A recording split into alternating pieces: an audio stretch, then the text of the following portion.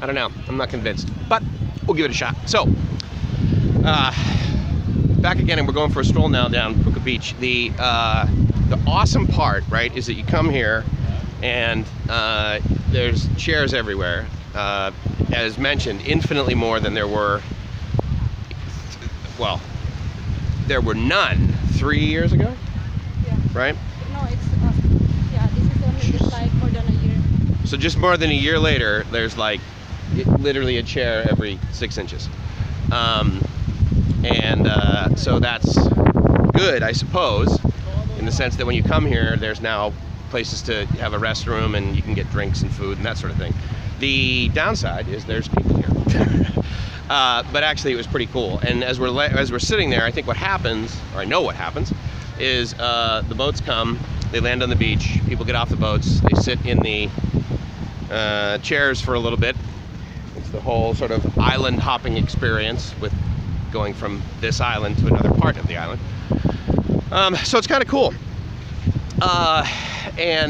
So we sat there laid there for about 3 to 4 hours. We're gonna walk down the end here and then head back to the other side of PUKA Beach and then go back to the condo. You know, one of the things that I was thinking about when we were at the Real Coffee this morning, just chilling out, is, you know the phrase people say, you know, just sitting there just watching my life go by, right? And traditionally that's used as sort of a negative, you know, thing, like the guy's doing nothing with his life, he's just sitting there watching the world go by. But as I was sitting there, I was thinking about that phrase, and I thought, I have no problem, and I'm so excited that right now Gracie and I are just sitting there watching our lives go by. Watching the world go by, because it was so pleasant, right? I mean, we're sitting up there and we had this coffee that was will probably keep me awake till Sunday. It was good, flavorful, and then we had these 2 muffins. They make their own muffins there. They're great muffins. They're sort of famous, if you will, for their calamansi muffins. And it was just so pleasant. This woman to the right of us, her and her husband and their 2 kids are here for about a week. He has business that he does regularly in Manila, and so the whole family came up, and then from there came over here to Boracay, which actually is a very easy flight. Gracie and I have done it before, and both individually and together. And while Manila is no day at the beach,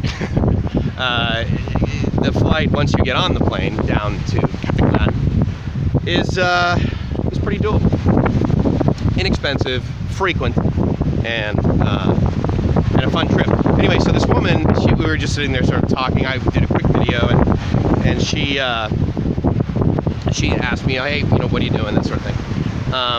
But she made the comment, she's like, I don't want to go home. And I'm like, yeah, trust me, I get it. And they're from Sydney, which, you know, again, like San Diego, it's not by any means a bad city. It's got brilliant people and, you know, fantastic universities, epic infrastructure.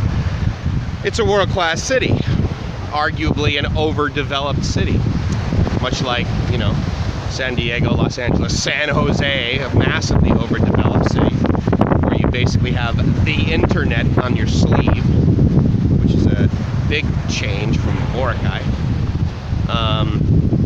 But you know, to be fair, there's a part of me that's like really excited that the internet is not awesome here, because I still am tethered to my phone. I don't know if it's as much of an electronic leash as it used to be. I think that kind of stopped actually after I got on the radio.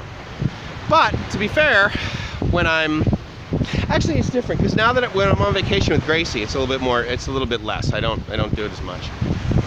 But both of us are still on our phones and, you know, communicating and that sort of thing, and taking pictures and selfies and stuff, and so, you know, it's still an important device in our lives.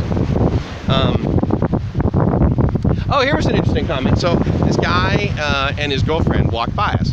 The girl was walking, I don't know, like 10, 15 feet in front of the guy, and she was carrying nothing. And this poor guy, he has like 3 cameras around his neck, right?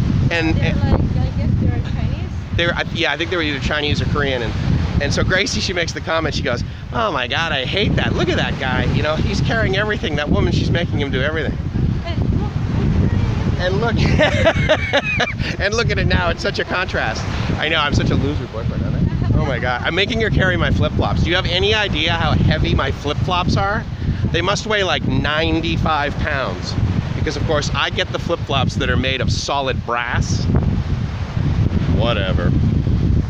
No, but it was a neat comment actually, because she and I had talked about sort of the, you know, the partnership thing, right? And how, you know, we do things together, and I sometimes have a joke, which is, yeah, we share a brain, and luckily it's her brain. It's usually my brain actually, which is more entertaining value for both of us. But in any case, it's I don't know about you guys, but you know, most of the friendships I have, as I've mentioned before, you know, there are friendships and there are acquaintanceships. And friends are one of those things that, you know, your true friend is willing to save your ass before they're willing to save your face. And those kind of people are the ones that care about you. They care about your soul, and they're always there for you. And I'm just grateful that, you know, Gracie and I sort of have that in our lives. And it's just something that seems to expand, which is really neat. And you know, I'll tell you right now, if you ever want to find out if your girlfriend's like the best girlfriend for you, go on vacation with her for a month. And if she can tolerate you, she's the one. So I'm a lucky guy. Anyway, so greetings from Puka Beach, and hopefully you enjoyed a little bit of this, a little bit of my waxing philosophically. Boracay is a great place. Get here, and hope you're living the dream. Because if you're not living the dream, you're doing it wrong. Ciao.